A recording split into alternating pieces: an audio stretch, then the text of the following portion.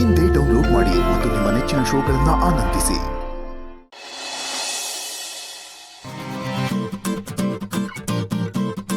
ಆಹಾ ಆಹಾ ನನ್ನ ಪಲ್ಲಂಗವೇ,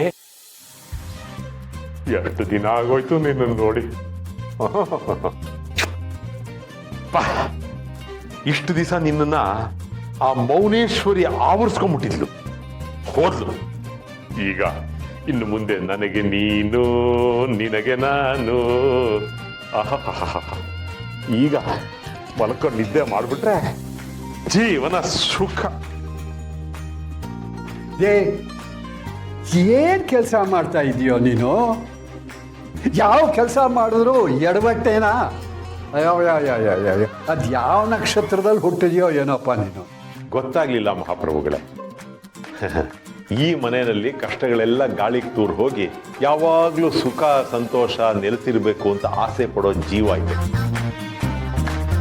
ಆದ್ರೆ ಏನ್ ಮಾಡೋದು, ಇವತ್ತಿನ ಈ ಪರಿಸ್ಥಿತಿಲಿ ಕಷ್ಟಗಳೆಲ್ಲ ಇಲ್ಲೇ ಉಳ್ಕೋತು, ಪೇಪರ್ಗಳು ಮಾತ್ರ ಗಾಳಿಗೆ ತೂರ್ಕೊಂಡು ಹೋಯ್ತು. ಈಗಲೇ ಎತ್ತಿಟ್ಬಿಡ್ತೀನಿ.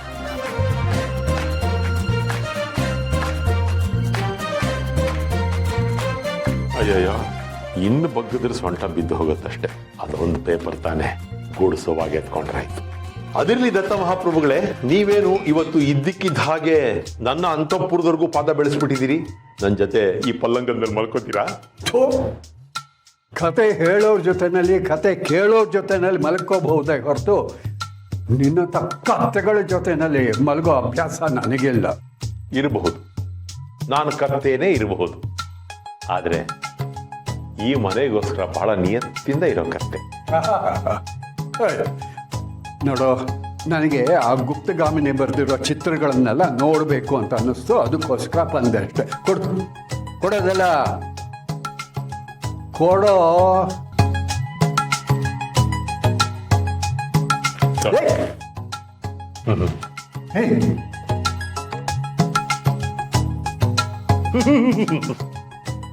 ತಗೊಂಡೋಗ್ಬಿಟ್ರು. ಅಲ್ಲ, ಏನಿದೆ ಆ ಮೌನೇಶ್ವರಿ ಬರ್ದಿರೋ ಚಿತ್ರಗಳಲ್ಲಿ ಅಂಥದ್ದು? ಮೂಗಿದ್ರೆ ಬಾಯಿ ಇರಲ್ಲ, ಬಾಯಿ ಬರ್ದಿದ್ರೆ ಮೂಗು ಬರ್ದಿರಲ್ಲ, ಮೂಗು ಬಾಯಿ ಎರಡು ಬರ್ದಿದ್ರೆ ಕಣ್ಣು ಹಿಂಗಿರುತ್ತೆ. ಅದನ್ನ ನೋಡ್ಬೇಕಂತೆ. ಏನ್ ದೊಡ್ಡ ವಿಮರ್ಶಕರು ಇವರು. ಜುಗ್ಗ, ಏನಾನ ಇದ್ಗಳಲ್ಲಿ ನಿನ್ಗೆ ಯಾಕೋ ಬೇಕೋ? ಅವ್ರು ಕೇಳಿದ್ರು ನೀನ್ ಕೊಟ್ಟೆ ಅಷ್ಟೇ ತಾನೆ. ಎತ್ಕೊಂಡೋಗ್ಲಿ ಬಿಡು, ಬೇಕಾದ್ರೆ ಕಟ್ಟಾಕ್ಸಿ ಮನೆ ಪೂರ್ತಿ ಹಾಕೊಳ್ಳಿ, ನಿನ್ಗೇನಾಗಬೇಕು? ಕರೆಕ್ಟಾಗಿ ಹೇಳಿದೆ. ನಾನೀಗ ನೆಮ್ಮದಿಯಾಗಿ ನಿದ್ದೆ ಮಾಡ್ಬಿಟ್ರೆ ಎಷ್ಟು ದಿನ ಆಗಿತ್ತು ಇದ್ರ ಮೇಲೆ ಮಲ್ಕೊಂಡು. ಆ ಗುಪ್ತಗಾಮಿನಿ ಅಂತೆ, ಮೌನೇಶ್ವರಿ ಅಂತೆ, ಅವಳು ಬಂದು ನನ್ನ ಸಕ್ಕರೆ ನಿದ್ದೆ ಎಲ್ಲ ಹಾಳು ಮಾಡ್ಬಿಟ್ಲು.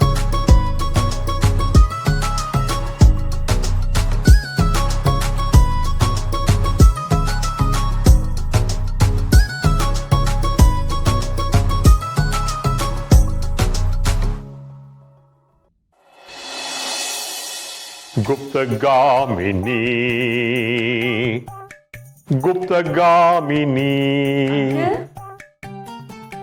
ಏನಿದು ಕೈಯಲ್ಲಿ ಚಾಕ್ಲೇಟ್ ಹಿಡ್ಕೊಂಡಿದ್ದೀರಾ? ಚಾಕ್ಲೇಟ್ ತಿನ್ನೋದನ್ನೆಲ್ಲ ಯಾವಾಗ್ಲಿಂದ ಅಭ್ಯಾಸ ಮಾಡ್ಕೊಂಡ್ರಿ? ಇದು ನನಗಲ್ಲಮ್ಮ. ಆ ಗುಪ್ತಗಾಮಿನಿ ಹಠ ಮಾಡದೆ, ಗಲಾಟೆ ಮಾಡದೆ ಊಟ ಮಾಡಿದ್ರೆ ಚಾಕ್ಲೇಟ್ ಕೊಡಿಸ್ತೀನಿ ಅಂತ ಹೇಳಿದ್ನಲ್ಲ, ಅದಕ್ಕೆ ತಗೊಂಡ್ಬಂದೆ. ಅಯ್ಯೋ ಅಂಕಲ್, ಅವರು ಬೆಳಗ್ಗೆನೆ ಹೊರಟ್ರಲ್ವಾ? ಈಗ ಅವರು ಅಮ್ಮನ ಮನೆಯಲ್ಲಿದ್ದಾರೆ. ಹೌದಲ್ವಾ? ಮರ್ತೇ ಹೋಯ್ತು ನೋಡಮ್ಮ. ಇಷ್ಟು ದಿವಸ ಆಕೆ ಈ ಮನೆಯಲ್ಲಿ ಇದ್ದು ಈ ಮನೆಯಲ್ಲಿ ಒಬ್ರು ಅನ್ನೋ ರೀತಿ ಆಗೋಗ್ಬಿಟ್ಟಿದ್ರು. ನಾವು ಮನೆಯವರು ಇರೋ ಎಲ್ಲಾ ಕೆಲಸಗಳನ್ನ ಬಿಟ್ಟು ಬೆಳಿಗ್ಗೆ ಎದ್ದ ತಕ್ಷಣ ಆಯಮ್ಮ ತಿಂಡಿ ತಿಂದ್ರ, ಊಟ ಮಾಡಿದ್ರ, ಸ್ನಾನ ಮಾಡಿದ್ರ ಅಂತ ನೋಡೋದೇ ಆಗೋಗಿತ್ತು.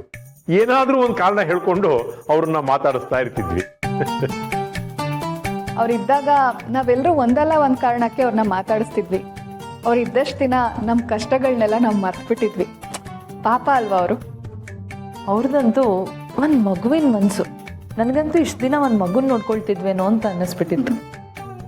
ಆದ್ರೂ ಅದ್ ಏನೇ ಆಗ್ಲಿ ಸೊಸೆ ಮುತ್ತು, ಅವ್ರು ಯಾರು, ಅವ್ರು ಎಲ್ಲಿಂದ ಬಂದ್ರು, ಅವ್ರ ಮನೆಯವರೆಲ್ಲ ಎಲ್ಲಿದ್ದಾರೆ ಅಂತ ತಿಳ್ಕೊಳ್ಳೋವರೆಗೂ ಮನಸ್ಸಿಗೆ ಏನೋ ಸಮಾಧಾನನೇ ಇಲ್ಲ.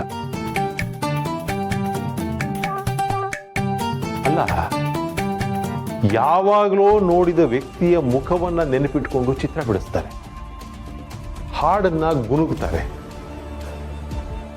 ಇವೆಲ್ಲ ನೆನಪಿರುತ್ತೆ, ಮನೆಯವ್ರು ಯಾರು ಅಂತ ನೆನಪಿರಲ್ಲ ಅಂದ್ರೆ ಇದು ಎಂಥ ವಿಪರ್ಯಾಸ.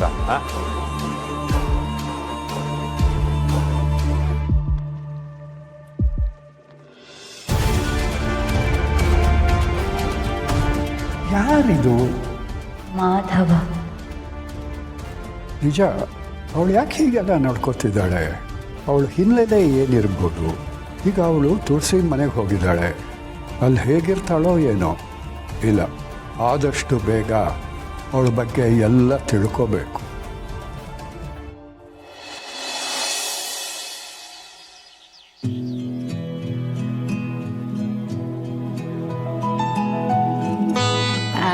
ನೋಡಿ, ಇವರಿಬ್ಬರು ತುಳಸಿ ಅಮ್ಮನ ಮಕ್ಕಳು. ಇವರು ಅವಿ, ಇವನು ಅಭಿ ಅಂತ. ನಾನು ಗೊತ್ತಲ್ವಾ, ತುಳಸಿ ಅಮ್ಮನ ಸೊಸೆ.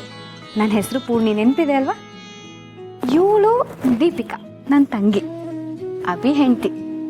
ನಮ್ಮ ಮನೇಲಿ ಇನ್ನೊಂದು ಪುಟ್ಟ ಮಹಾಲಕ್ಷ್ಮಿ ಇದ್ದಾಳೆ, ಅವಳ ಹೆಸರು ಮೀರಾ ಅಂತ. ಮಲಗಿದಾಳೆ, ಆಮೇಲೆ ಕರ್ಕೊಂಬರ್ತೇನೆ. ಅದಕ್ಕೆ ಡ್ಯಾಡ್ ಮತ್ತೆ ಚಿಕ್ಕಪ್ಪನ ಬಿಟ್ಬಿಟ್ರಲ್ಲ. ಹಾಂ, ಆಮೇಲೆ ನಮ್ಮ ಮಾವ ತುಳಸಿ ಅಮ್ಮನ ಯಜಮಾನ್ರು. ಆಮೇಲೆ ಅವ್ರ ತಮ್ಮ ನಮ್ಮ ಚಿಕ್ಕ ಮಾವ, ಅವರಿಬ್ಬರು ಕೆಲ್ಸಕ್ಕೆ ಹೋಗಿದ್ದಾರೆ. ಅವ್ರು ಬಂದ ಮೇಲೆ ತುಳಸಿ ಅಮ್ಮನಿಗೆ ಪರಿಚಯ ಮಾಡ್ಕೊಡಕ್ಕೆ ಹೇಳ್ತೀನಿ. ಈಗ ನೀವು ಊಟ ಮಾಡಿ.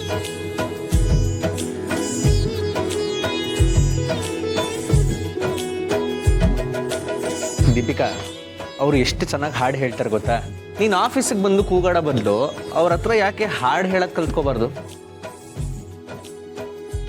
ಏನೋ ನಾನು ಆಫೀಸಿಗೆ ಬಂದು ಕೂಗಾಡ್ತೀನಾ? ಓ ಸಾರಿ, ನಾನು ತಪ್ಪಾಗಿ ಹೇಳ್ಬಿಟ್ಟೆ. ಆಫೀಸಲ್ಲಿ ಮಾತ್ರ ಅಲ್ಲ, ನೀನ್ ಮನೆಯಲ್ಲೂ ಕೂಗಾಡ್ತೀಯ. ಅಬ್ಬಿ,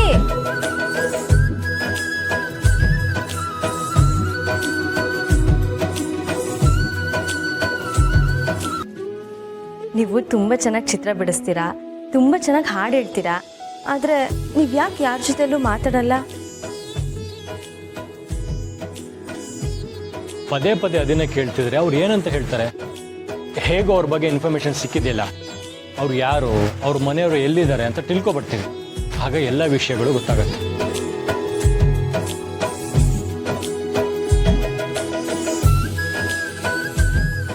ನಿಮ್ಮನ್ನ ನಿಮ್ಮ ಮನೆಯವ್ರ ಹತ್ರ ಸೇರಿಸೋ ಜವಾಬ್ದಾರಿ ನಮ್ದು.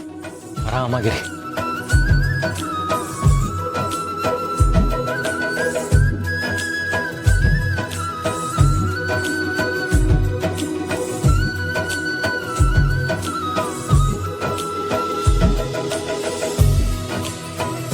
ಇದೇನಿದು ಬ್ರೋ, ನಾವು ಅವ್ರಿಗೆ ಒಳ್ಳೇದಾಗ್ಲಿ ಅಂತ ತಾನೇ ಹಾಗೆ ಹೇಳಿದ್ದು, ಇದ್ದಕ್ಕಿದ್ದ ಹಾಗೆ ಎದ್ದೋಗ್ಬಿಟ್ರು. ಅಲ್ಲಕ್ಕ, ಇಷ್ಟೊತ್ತು ಅವ್ರು ಚೆನ್ನಾಗೇ ಇದ್ರು. ಅವ್ರ ಮನೆಯವ್ರ ಬಗ್ಗೆ ಹೇಳ್ತಿದ್ದಾಗೆ ಮಂಕಾಗೆ ಎದ್ದೋಗ್ಬಿಟ್ರು. ಇವ್ರ ವರ್ತನನೇ ಏನೋ ವಿಚಿತ್ರವಾಗಿದೆ. ಶುಭ